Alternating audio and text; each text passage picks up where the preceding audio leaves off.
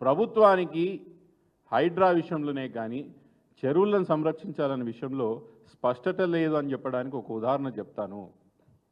ప్రభుత్వం 2 నెలల కిందట ఎల్ఆర్ఎస్ స్కీమ్ అనేది ఒకటి తీసుకురావడం జరిగింది.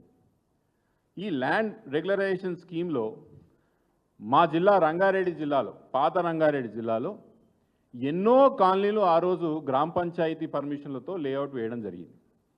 చాలా లేఅవుట్లు ఇవన్నీ కూడా ఆ రోజు చెరువులో వేయడం జరిగింది.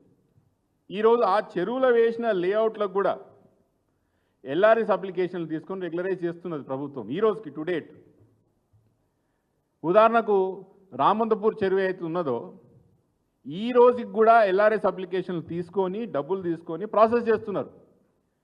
ప్రభుత్వానికి ఎక్కడ స్పష్టత ఉన్నదంట నేను ఈ ద్వంద్వ వైఖరి ఎక్కడ పనికొస్తుంది? మీరు ఎల్ఆర్ఎస్ డబ్బులు చెరువులలా శిఖంలలా కట్టిన కాలనీలు ఏవైతే ఉన్నాయో అవిని ఎట్లా తీసుకుంటున్నారు? ఎల్ఆర్ఎస్ డబ్బులు తీసుకున్న తర్వాత ఆ ప్లాట్లని మీరు క్రమబద్ధీకరించినట్టా కాదా? రెగ్యులరైజ్ చేసినట్టా కాదా? ప్రభుత్వం దగ్గర సమాధానం ఉండాలి. నాకు ఇవన్నీ చూస్తుంటే ఏమనుకోవద్దు. 15-20 సంవత్సరాల కిందట ఈ హైడ్రా మీడియాలు జరుగుతున్న ఈ సర్కస్, పిఆర్ స్టంట్లు, సోషల్ మీడియాలు జరుగుతున్న వంటి ఈ డ్రామా అంతా చూస్తుంటే 15-20 సంవత్సరాల కిందట ఇంగ్లీష్లో ఒక సినిమా వచ్చింది గ్లాడియేటర్ అని, మనం అందరూ చూసింటాం. దాంట్లో రోమ్ చక్రవర్తి పెద్ద పంచాయతీ వచ్చి పడుతుంది.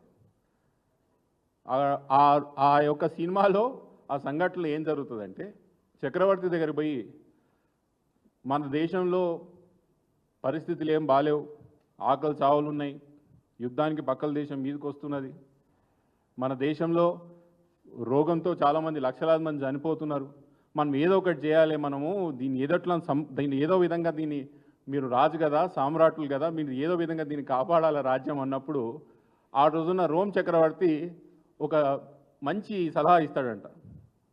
ఇవన్నీ మనం చేసుడు మనతో కాదు కానీ గ్లాడియేటర్ ఆటలు మొదలు పెడదామన్నాడంట. గ్లాడియేటర్ ఆటలతో ఏమవుతుంది? ఆకలి పోతుందా? రోగం పోతుందా? రాష్ట్రంలో ఉన్న రోగం పోతుందా?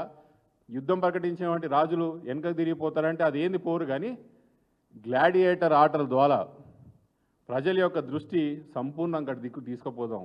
గ్లాడియేటర్ ఆటల్లో విధ్వంసం ఉంటుంది, గ్లాడియేటర్ ఆటలో రక్తం దారపోస్తాం, గ్లాడియేటర్ ఆటలో ప్రజల దృష్టి అంతా కూడా ఈ ఆకలి నుంచి, ఈ ఏదైతే రోగిష్టి పరిస్థితి రాష్ట్రంలో ఉన్నదో దాని నుంచి, రాజ్యంలో రావాల్సిన యొక్క యుద్ధాన్ని యొక్క దాని నుంచి అంతా కూడా వాళ్ళ అటెన్షన్ని అటు డైవర్ట్ చేయొచ్చు. మనం గ్లాడియేటర్ ఆటలు మొదలు పెడదామని ఆ రోజు రోమ్ చక్రవర్తి గ్లాడియేటర్ సినిమాలో చెప్పడం చూసినాం. నాకు కూడా తెలంగాణలో నాకు గదే కనిపిస్తున్నది. నాకు దానికేం వ్యతిరేకంగా నాకేం విచిత్రంగా కనిపిస్తలేదు. ఎందుకు చెప్తున్నానంటే తెలంగాణలో కాలం కాక గ్రామాల్లో పరిస్థితి చాలా ఘోరంగా ఉన్నది.